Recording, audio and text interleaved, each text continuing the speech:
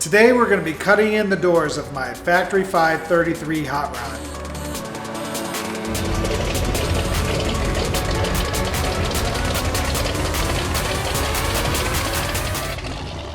Hi everybody and welcome to the channel about kit cars and other car topics. If you like what you see, please subscribe and hit the notification buttons below and share with others on social media.